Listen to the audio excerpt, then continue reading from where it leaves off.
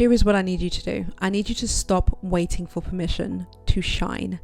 You do not need other people to tell you that you are perfect, that you are amazing, that you are great, because some of us don't have that person in our lives. Some of us don't have a root person, a person that is going to allow you to be rooted in who you truly are and allow you to flourish and to watch you grow and to become a better, bigger, amazing version of yourself. Some of you do not have that person in your life, and I'm not talking to those of you that do right now. I'm talking to those of you that don't. You need to be that person for yourself. You are not going to have someone who's rooting for you at every opportunity in your life. And also, for those of you that even do have those people, you might come up with an idea that is so far left that they're like, I don't feel like you can do that. It's not really within your scope of skills, or it's not really something that's achievable. It's never been done before. You shouldn't do that. You should do this. And their intention is in the best place for you, but it's hindering you growing. It is stopping you from becoming the best, more bold version of yourself. You do not need someone else's permission to do that. You do not need someone else's permission to shine, to be the best version of yourself. Go for it. And we're going to talk about this today. Let's get into it.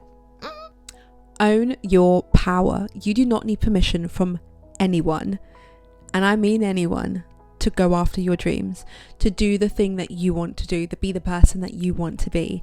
You do not need their permission. So just do it. Fuck it. Do it. Focus on your abilities, your strengths, hone on your weaknesses, and give yourself every ounce of energy and time that you have, because you fucking deserve it. Trust me when I say this. I completely understand this fear that comes out when you want to do something that is so far left, that is so out of the box, that other people are not always necessarily behind, or maybe they're even behind you but they're telling you tread lightly, be cautious, and it's filling your mind with doubts or concerns about the thing that you want to do. And like I said before, people can have the best intentions for you, but if their intentions are overshadowing your ability to do the thing, you're going to have to lean on yourself and own your power. You're going to have to lean on yourself and trust your abilities to get the job done. I am definitely having to go through this myself right now. I get overwhelmed very quickly, very, very quickly with things. You can give me 5 things to juggle when I can only juggle 4, and I'll panic if you give me a 5th. And it's never an external you'll never see it, but the people who know me closest to me, they will definitely see it.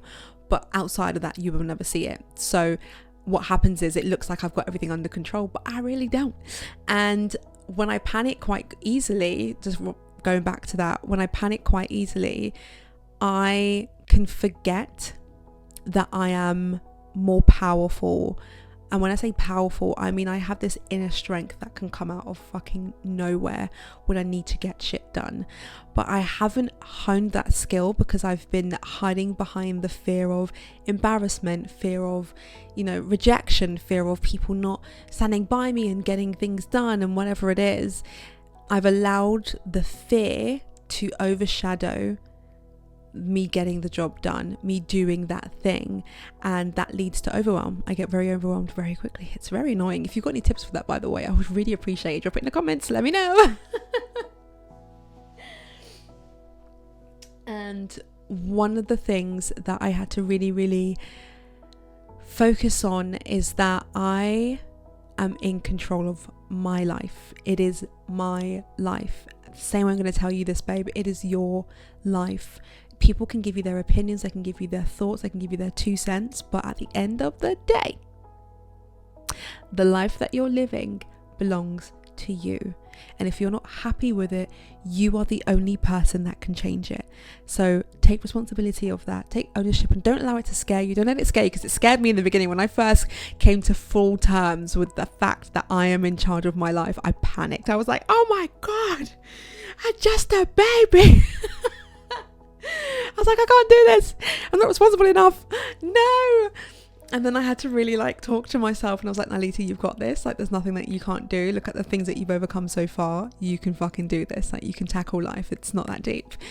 And at some point, slowly but surely, as I changed the way that I viewed that newfound responsibility, it became liberating. I am in charge of my life. If I want to jump on a plane and move to Hawaii, I can.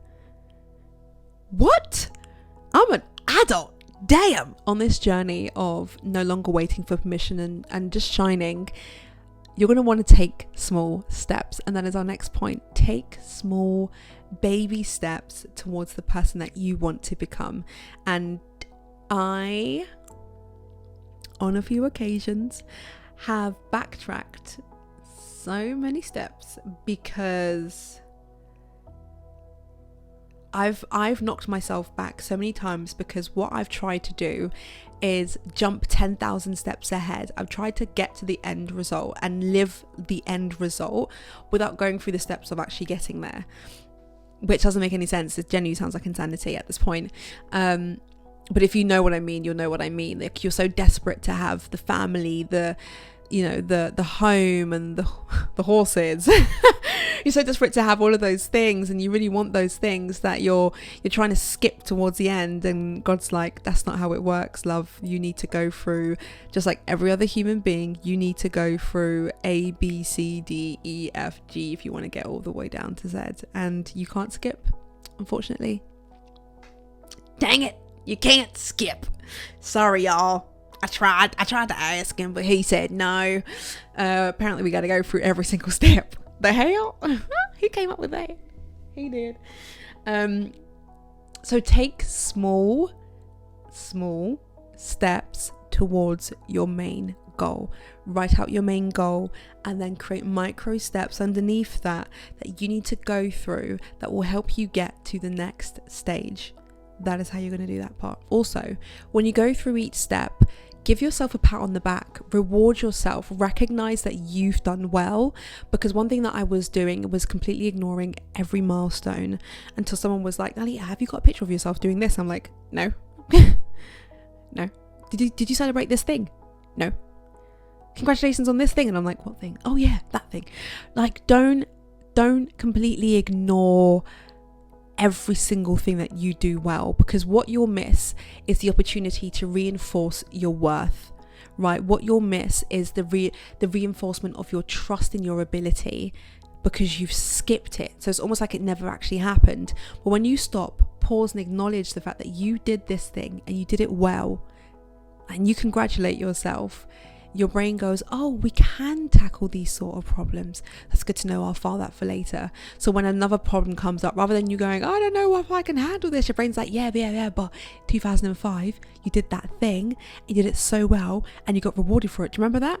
And you're like, oh yeah, you're right. And also 2015 you did this thing, and then 2025 you did this thing, and now you can tackle anything. And your brain's like, oh yeah. And then you build confidence, you build trust in your ability to do things, you build your confidence, you build your self-worth, the way that you view yourself as well, your self-image. So all of those things grow in these small steps. But when you're trying to skip ahead, and I'm telling myself this as well all the time, when you try to jump ahead to the next step, you skip the opportunity to reinforce your worth. So don't skip steps. This one, I'm still working on this, and I do that every time I show up on YouTube, every time I post on my Instagram, every time I do something that I thought people were going to judge me for. Releasing the fear of judgment is a practical step. This is not something that you can sit in your room and not post the video but tell yourself 1,000 times, I'm going to release the judgment, I'm just going to do it, but you never actually do the thing. You have to practically post the video. You have to apply for the job. You have to go for the run. You have to join that class. You have to do the thing that you are afraid of being judged for in order to overcome the fear of judgment. That is the only way. There's no, I wish there was, you guys, but there are no roundabouts with this. There are no ways of going around the problem or going through it and skirting around. You have to tackle this head on. Fear of judgment will hold you back from anything and everything you've ever dreamed of having, but because you are so scared to go after it, you're like, I'm not going to do it. That's not for me. It's not for me. It's not for me. I can't. I couldn't possibly have that job or have that house or have that relationship or do that thing. You know, like, it's holding you back from living a life that brings you joy. And it did that for me for so many years, and it does still on some occasions. But I am stepping out of my comfort zone bit by bit, showing up. Like, people at work are like, oh my god, I saw you on YouTube, and I'm like, oh my gosh, This is what I didn't want to happen. Like one of my HR managers, I remember, not HR, what does she do? She's in some department in my workplace, and I told her about my podcast. She was like, what do you do outside of work? And I told her about the podcast that I used to have with my old business. And she was like, I've listened to that podcast before. I thought that voice sounded familiar. And I was like, oh my God, I was so embarrassed. But those are the things that would have stopped me from posting the podcast in the beginning before. Those are the things that would have stopped me from posting this YouTube video. And now I'm almost going to hit 100 subscribers, which is mad to me. And, you know, there are things in life that are going to bring you joy, like recording these videos and talking to you guys and seeing the feedback and knowing that even if it's one person, someone's gaining something from this video and they're feeling a little bit less lonely. That for me tells me that I'm doing what God wants me to do. Like He wants me to serve people and to make others feel less lonely and bring us all closer to Him. And I get to do that through these videos. So when I started this, my first fear was, what if I don't make any money from it? And then it was like, yeah, but that's not why you're doing it. And then it was like, oh yeah, true. So we can get rid of that. And then the second fear was, what if my family sees it? And then I walked downstairs one day and my dad's got my face on the TV screen. And I'm like, Dad, what are you doing? And he's like, oh, I'm watching your videos on YouTube. I saw you on YouTube. And I was like, oh my God. And then he started watching like 6 of them back to back. And I was like, oh, this is what I had a fear of. And then it was like, yeah, but if this makes you happy, if this brings you a little bit of peace, if it's like a fun hobby for you, then why on earth would you not go after it? Would you not do the thing? Would you not make yourself step outside of your comfort zone? So just stop being so afraid of other people's opinions, because they're going to be there regardless. The people are going to judge you. Everyone's going to have something to say. So how about you have the final say and go after what you want? So I'm going to leave it here. I love y'all and I'll see you in the next video. Besitos.